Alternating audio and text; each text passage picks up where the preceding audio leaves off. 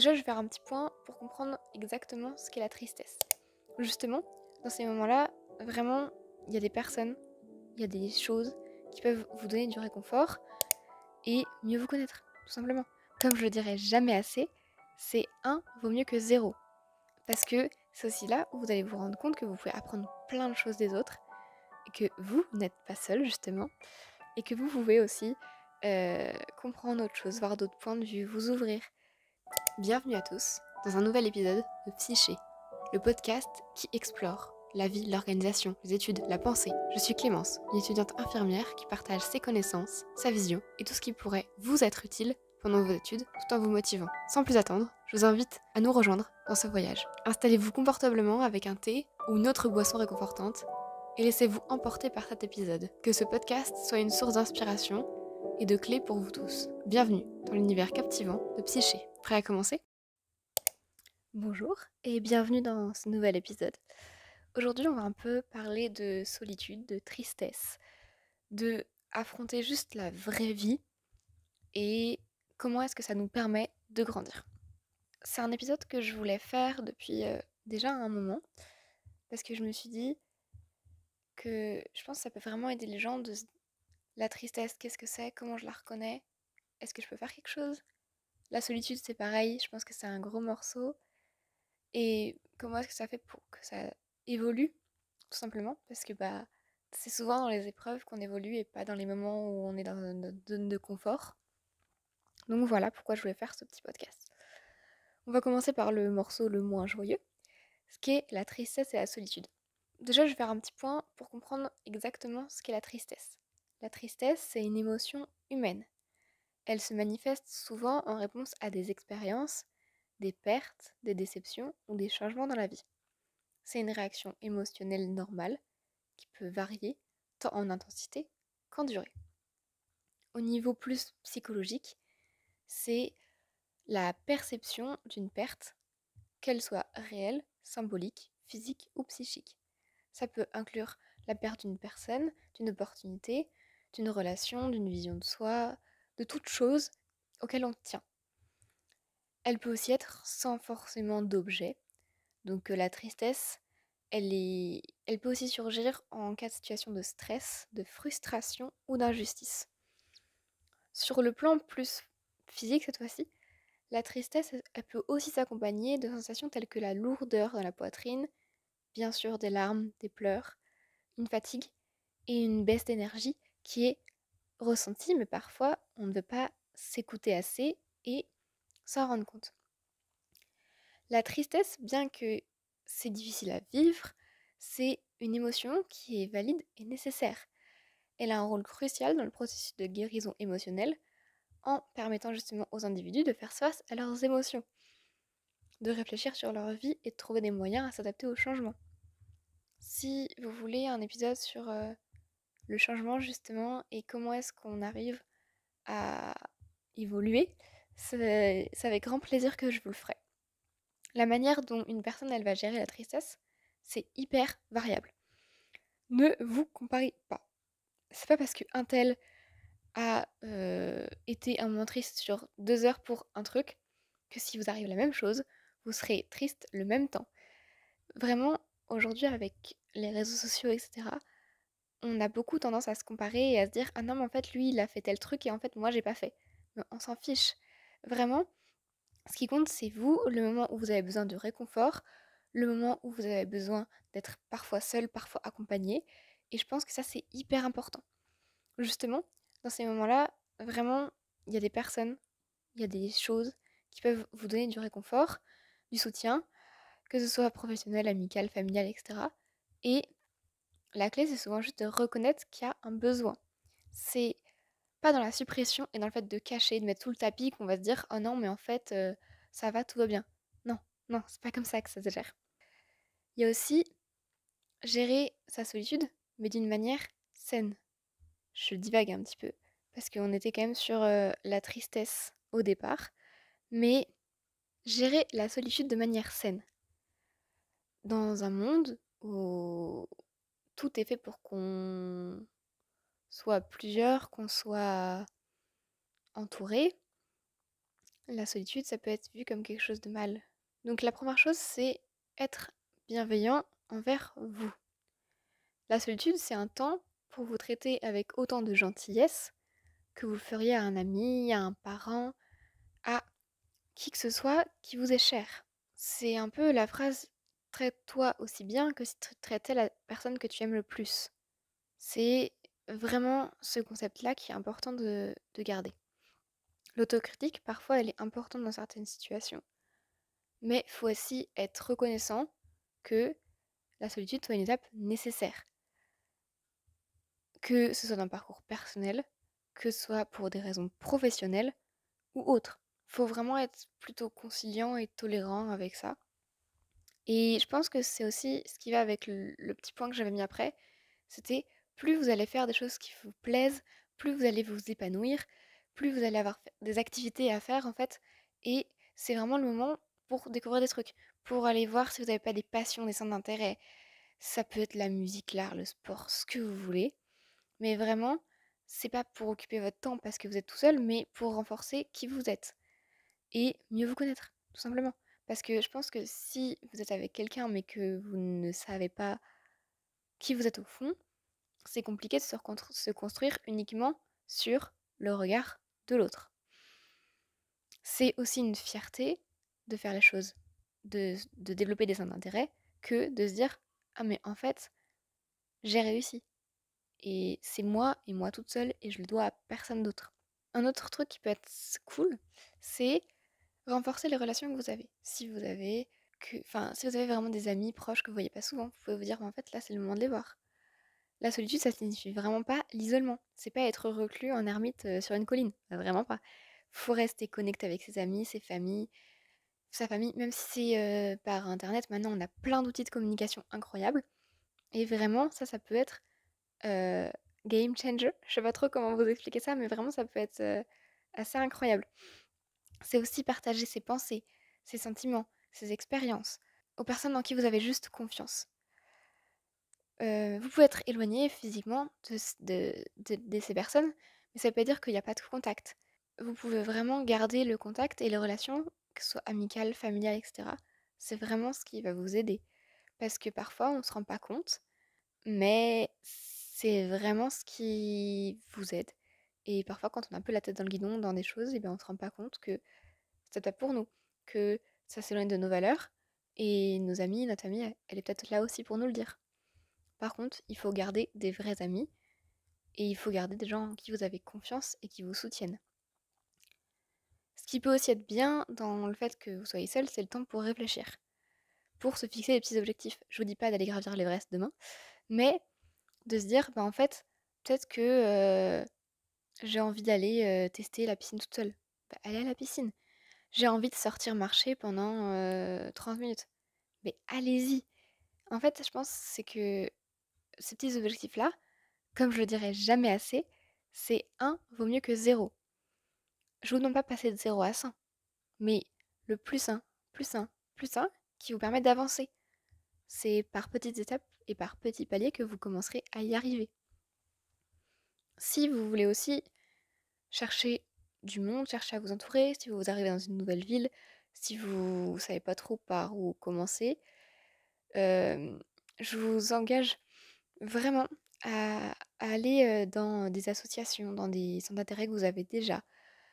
Rejoindre un club de sport par exemple, rejoindre un club de poterie si vous aimez ça, rejoindre un club de chant, enfin vraiment ce que vous voulez. Ou des événements même, ça peut être, qui correspondent à vos intérêts. Ça peut être vraiment une bonne façon de créer de nouvelles relations. Et avec des gens avec qui vous allez connecter, vous allez avoir les mêmes valeurs, vous allez trouver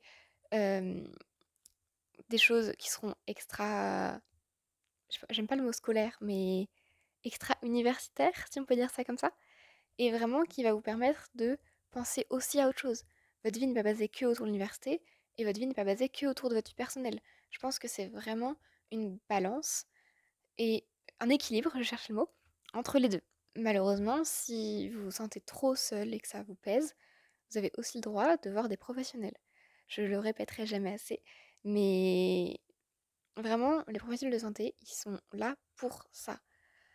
Faut aussi explorer les causes, s'il y a pas des choses, sous-jacentes ou au contraire c'était juste, passager et dans ces cas-là, il y a des solutions. Mais, dans tous les cas, restez pas seul. Et après, je pense qu'au point de vue de la solitude, faut aussi apprendre à changer de perspective. Parce que pour l'apprécier, vous pouvez pas rester dans le point de vue que vous êtes aujourd'hui.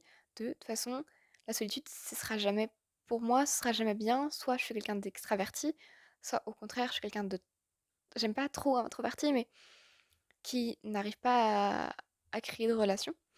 Et je pense que c'est à considérer l'inverse, donc la solitude comme une opportunité plutôt qu'une contrainte, que c'est le moment où vous allez plus vous connecter avec vous, vos pensées, vos sentiments, découvrir ce qui vous passionne réellement, mais surtout, ne vous restreignez pas. Si vous avez envie de tester quelque chose, mais testez-le. Qui va vous dire de ne pas le faire? Si, bon, bien sûr, vous ne mettez pas en danger, bien évidemment, mais ça me paraissait logique, mais en le disant, je me suis rendu compte qu'il fallait quand même faire un petit rappel. Si je peux aussi vous conseiller quelque chose, c'est faites les choses pour vous-même comme si c'était pour votre meilleur ami. Est-ce que vous laisseriez votre meilleur ami malade sans prendre rendez-vous? Non, bien sûr que non. Donc faites la même chose pour vous-même. Si est-ce que vous laisseriez votre meilleur ami manger des choses que vous trouvez, heu, pas à votre goût? Non, bien sûr, vous essayerez de lui préparer quelque chose. Bah, vraiment traitez-vous vous-même comme cet ami. Est-ce que, par exemple, vous passiez un bon moment à faire, votre skincare routine, bah, est-ce que pour autant, ce serait pas aussi de prendre ce temps-là pour vous et vous dire: «En fait, je profite autant même quand je suis seule»? C'est vraiment voir les choses d'un point de vue différent. Alors bien sûr, parfois, ça va nous embêter, pour ne pas dire autre chose, et on n'aura pas envie de le faire. Bah, c'est OK aussi. Et c'est justement dans ces moments-là où vous allez vous connaître. Vraiment. C'est aussi se découvrir soi-même. C'est réfléchir à vos valeurs, vos aspirations, vos forces, vos faiblesses. Faire un peu le bilan pour savoir dans quoi vous êtes fort, dans quoi vous êtes en progression, quels sont les domaines qui vous intéressent. Et ça peut vraiment renforcer votre confiance en vous de vous positionner uniquement sur ce qui est positif. C'est tester, c'est faire plein de choses différentes, mais aussi des erreurs. Et les erreurs, ça forme. Alors oui, sur le moment, je suis bien d'accord avec vous, c'est très embêtant parce que on se sent pas à la hauteur, on se dit qu'on n'y arrivera jamais, et il y a vraiment ce sentiment de dévalorisation. Sauf que ce qu'on oublie derrière une erreur, c'est qu'il y a forcément un truc à apprendre. Alors oui, parfois il y a des situations où il n'y a rien à apprendre, je suis bien d'accord. Mais dans énormément de situations, vous pouvez vous remettre en question, vous pouvez remettre en perspective beaucoup de choses. Et je trouve ça hyper intéressant de le faire parce qu'au final, on se rend compte qu'il n'y a pas que notre point de vue, il n'y a pas que notre façon de penser, il n'y a pas que notre façon d'agir qui existe.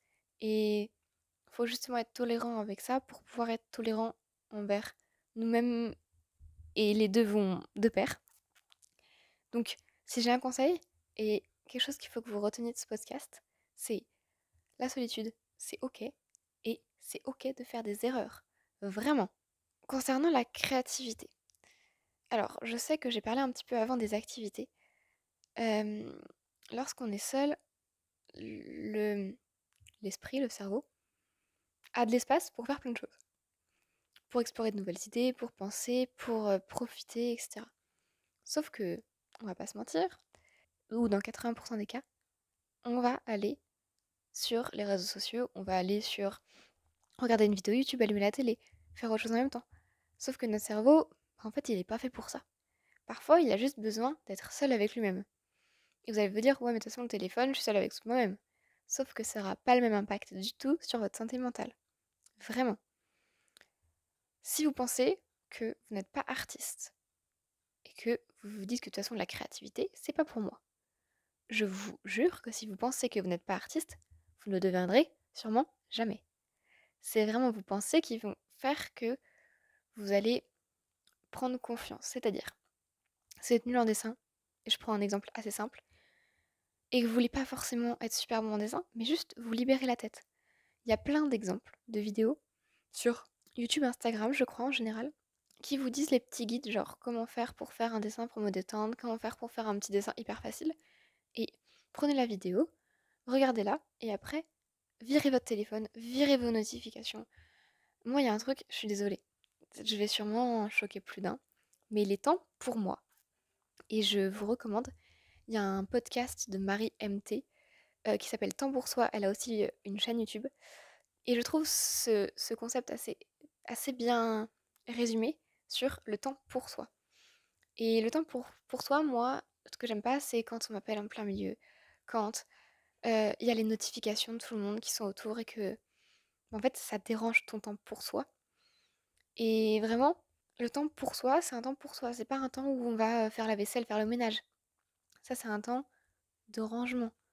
Mais t'es obligé de le faire. Que tu veuilles prendre soin de toi ou pas, t'es obligé de ranger ton appart, t'es obligé, ou ta maison, enfin, ce que tu as, tu es obligé de faire certaines choses.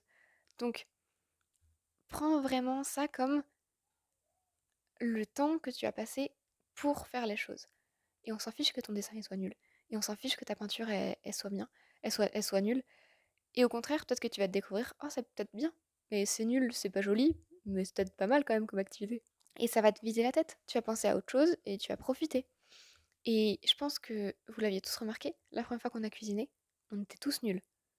La première fois qu'on a fait du vélo, on est tous tombés. Et je pense que c'est un peu ça qu'on oublie, et je reviens un peu sur le point d'avant, c'était sur les erreurs. On a tous fait des erreurs, on n'a jamais été parfait.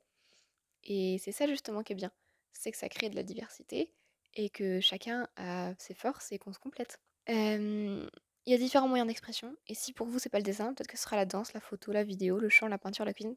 Enfin, vraiment, voyez par vous-même. Un autre point qui est tout aussi important, mais je pense que certains vont peut-être pas forcément comprendre la manière dont je l'explique, je ne sais pas comment vous l'apportez, c'est l'indépendance émotionnelle. En gros, on est très dépendant de la satisfaction et le bonheur que vous apportent les autres. Sauf que c'est très bien et il en faut, mais c'est plus développer une base solide de bien-être personnel sur lequel on accepte le bonheur et la satisfaction que peut nous donner les autres. J'explique.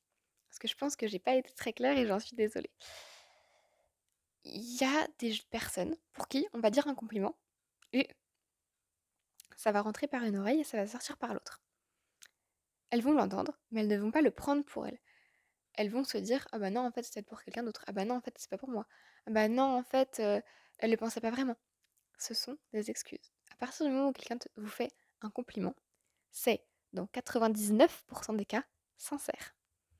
Les gens ne vont pas généralement aller s'embêter, entre guillemets, parce que généralement ils font ça avec générosité, ils le font pour vous, à donner un compliment. Les compliments, c'est sincère, c'est donné avec authenticité, et c'est vraiment la clé. Et il y a certaines personnes qui vont être dépendantes émotionnellement de ces gens-là pour leur bonheur. Et je pense que c'est hyper important que toi qui écoutes ce podcast, tu te rendes compte que est-ce que ton bonheur est extrinsèque, donc extérieur à toi, ou intrinsèque? Est-ce qu'il y a une partie qui vient de toi-même et tu n'as pas besoin que les autres te disent que tu es belle, tu es forte, tu es courageuse, tu es intelligente pour l'entendre et le comprendre? Et je pense qu'il y a plusieurs étapes, et je pense que ça pourrait être intéressant de faire un épisode aussi sur le sujet si ça vous intéresse. J'ai plein d'idées, je suis désolée. Mais pour expliquer un peu les étapes par lesquelles on passe, par lesquelles c'est possible de passer et les évolutions euh, qu'il y a, vous me dites moi. Vraiment, je reste ouverte à toute proposition. Euh, mais ça suffit, ça sous-entend aussi que vous êtes assez. Parce que parfois, les gens, quand vous allez être un petit peu dans cette phase, vont vous dire, vous n'êtes pas assez. Mais par rapport à quoi? Par rapport à lui? Par rapport à ses valeurs? Par rapport à ce qu'il connaît? Ou pas? Alors, je pense que dans les émotions, ça flatte aussi l'ego. Quand on reçoit un compliment, il faut savoir les prendre. Mais il faut aussi savoir faire la différence entre ce qu'on nous donne et ce qu'on souhaite recevoir. Je m'explique. Parfois, on veut des choses, mais on les a pas. Et parfois, on souhaite recevoir des choses, mais c'est l'ego qui parle. Et c'est notre ego qui dit, de toute façon, moi, je suis meilleur qu'eux. De toute façon, moi, je sais plus faire de trucs qu'eux. Mais en fait, c'est par rapport à quoi? Par rapport à ta perception? Par rapport à quoi? Là, tu donnes juste ton ego à la place de dire à la personne, en fait, moi aussi, je suis passée par là, et ce que tu fais, c'est super, là, tu vas te dire: «Moi, j'ai fait mieux qu'elle, hein». Bah, c'est juste que parfois ça flatte, je suis d'accord, mais ça flatte que toi et les gens autour de toi, c'est pas pour ça qu'ils vont plus ou moins t'apprécier. Donc voilà, ça, c'est aussi pour une paix intérieure. C'est-à-dire que si tu flattes pas ton ego et qu'au final, tu es souvent dans un lieu calme, tu profites des moments pour te détendre, pour te reposer, pour créer un espace mental qui soit paisible, calme, et ben en fait, ce sera ta force au niveau de tes émotions parce que ça va être une ressource. Tu vas dire en fait non, là je suis calme, là je suis serein, donc quoi qu'il m'arrive, je vais le gérer. Et c'est aussi cet état de positivité qui fait que on peut plus ou moins se rendre compte des choses. Un autre point sur les activités en solo que j'ai oublié d'aborder, c'est j'ai parlé des activités. Mais je pense qu'il y a une autre petite partie, c'est les activités en solo. Par pitié, n'ayez pas peur d'aller faire du shopping seul, de boire un café seul, de prendre du bon temps seul, de manger dans un restaurant seul, de se balader seul, de faire du sport toute seule. Enfin, vraiment, je pense que la solitude est parfois un moyen aussi de se découvrir. C'est vraiment quelque chose de... Le regard des autres, on a peur. Faire les magasins seuls, c'est bizarre. Boire un café seul, non mais pourquoi faire? Et en fait, parfois ça donne aussi lieu à des discussions. Et c'est là où tu te rends compte que les personnes seules, ça fait moins peur que les personnes qui sont accompagnées. C'est aussi quelque chose qui est plus accessible. Et donc du coup, je pense que essayez juste une fois pour voir. Se balader seul. Faites quelque chose, juste une activité simple, mais faites-le seul, sans votre téléphone, sans écouteurs, sans les choses qui font que vous pouvez vous distraire et faire abstraction sans... Si vous allez au resto mais que vous êtes collé sur TikTok ou Instagram ou quelle que soit la plateforme, enfin voilà, vous ne passez pas seul, vous passez le moment avec votre téléphone. Est-ce que vous comprenez la nuance qu'il y a derrière?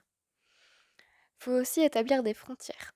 C'est-à-dire que je pense que pour avoir passé du temps seul, il faut savoir apprécier le temps passé en bonne compagnie. Et je pense que pour pouvoir faire des choses en bonne compagnie, il faut savoir apprécier le temps seul. Comprenez-vous l'interdépendance qu'il y a entre ces deux phrases? C'est qu'il faut savoir se protéger et savoir s'écouter, mais aussi savoir sortir, et pas forcément pour aller en boîte de nuit ou quoi que ce soit, mais juste profiter des moments qu'on a avec ses amis. Parce que c'est aussi là où vous allez vous rendre compte que vous pouvez apprendre plein de choses des autres, et que vous n'êtes pas seul justement, et que vous pouvez aussi comprendre autre chose, voir d'autres points de vue, vous ouvrir. Et ça, je trouve ça hyper enrichissant. C'est que plus vous apprenez des autres, plus vous pouvez vous construire aussi. C'est, bah en fait, moi, je voudrais plus être telle personne. Ou au contraire, moi, tel trait de caractère chez telle personne, j'ai pas trop envie de le développer. Et puis sinon, tu vas dire, oh, mais waouh, ça c'est trop bien. Et n'hésitez pas quand vous voyez des traits positifs chez les gens, des choses que vous aimez bien, une phrase qui est juste bien dite, à le faire remarquer aux autres. Parce que, mine de rien, ça flattera leur ego de manière positive sur quelque chose qu'ils ont vraiment. Et parfois, les gens se rendront aussi compte à ce moment-là que, bah, en fait, c'est juste une sincère vérité. Donc voilà. Maintenant, j'aimerais passer à une partie de la solitude qui est être solo dans un monde de couple. Je pense que aujourd'hui, et beaucoup depuis un certain nombre d'années, je pense encore plus avant, mais aujourd'hui encore, c'est être solo dans un monde de couple, c'est la pression sociale et les attentes qu'il y a. Souvent, la perception sociale, c'est que, bah, en fait, il y a des clichés selon lesquels si tu es seule et que tu es heureuse, c'est que tu es dans une situation essentiellement romantique. Et je pense que ça a un peu une influence sur nous de ah non mais en fait quand est-ce que tu as un petit copain? Que ce soit la famille, même si c'est pas fait de façon méchante, hein, c'est vraiment pour nous entre guillemets. Mais il faut aussi savoir dire que bah, en fait parfois on n'a juste pas envie.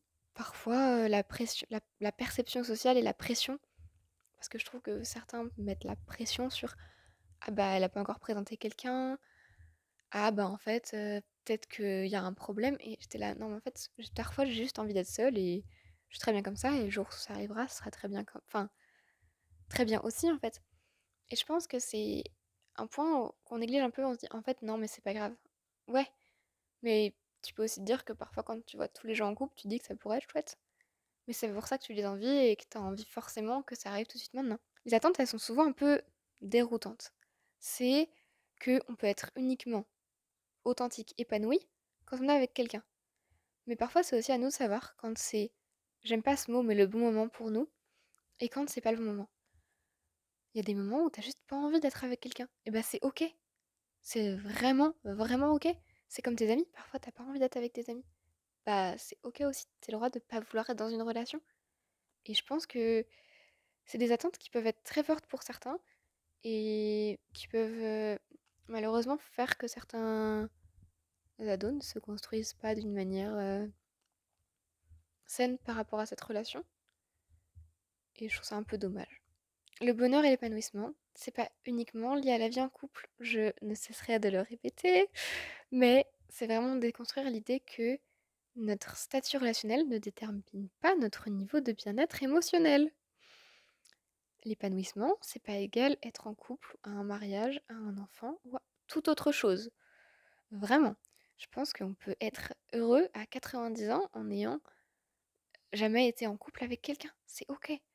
Je pense que vraiment, il faut se décomplexer avec cette idée-là et ne pas s'attendre à quelque chose qui soit surréaliste. Finissons par un petit point sur les avantages d'être solo, c'est que tu es tranquille. Tu prends les décisions comme tu veux, c'est tes objectifs, tes passions, et c'est toi d'abord.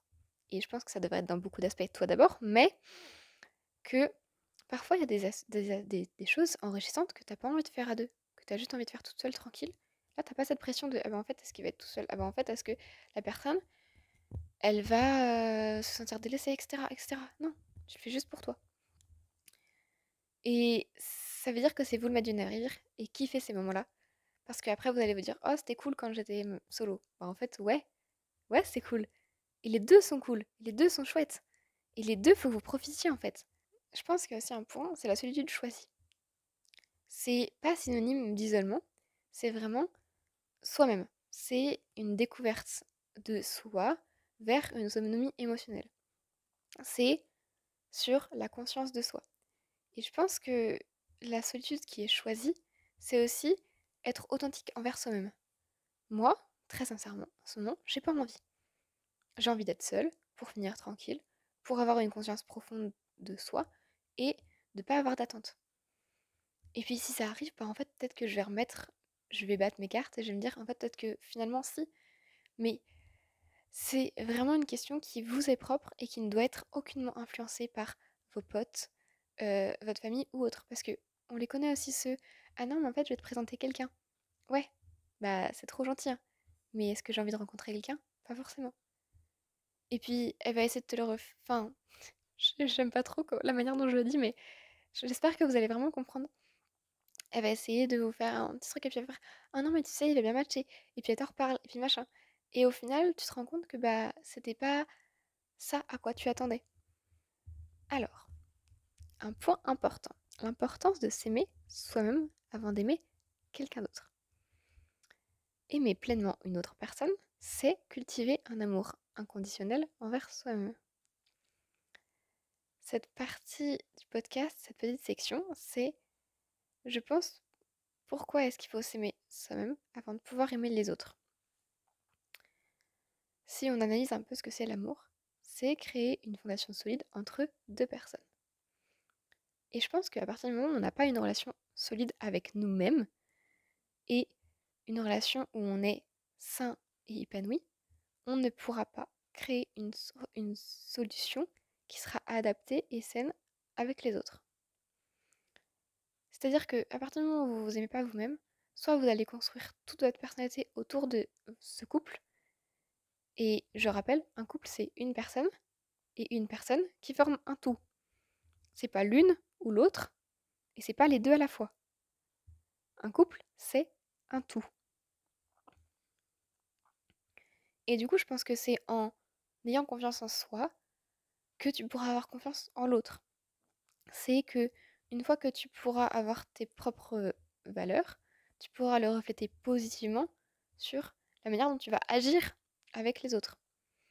C'est aussi cette capacité à donner et à recevoir. Quand tu as de l'amour, tu peux en donner. Mais si tu ne t'aimes pas toi-même, comment est-ce que tu peux reconnaître la valeur des autres? Si tu connais ta propre valeur, tu pourras aussi en offrir et recevoir cet amour aussi que l'autre personne va te donner de manière équilibrée, qui puisse te nourrir et qui puisse justement te donner de la force. Il y a un autre truc aussi qu'on n'a pas parlé, c'est les attentes irréalistes. Parfois, il y a des personnes qui attendent des choses irréalisables envers une situation. C'est que ils veulent tout par rapport à eux, leurs besoins et leurs limites. Sauf que ça va être pour l'autre un fardeau et des lacunes émotionnelles. Donc, il ne faut pas réduire ses attentes, mais il faut les revoir.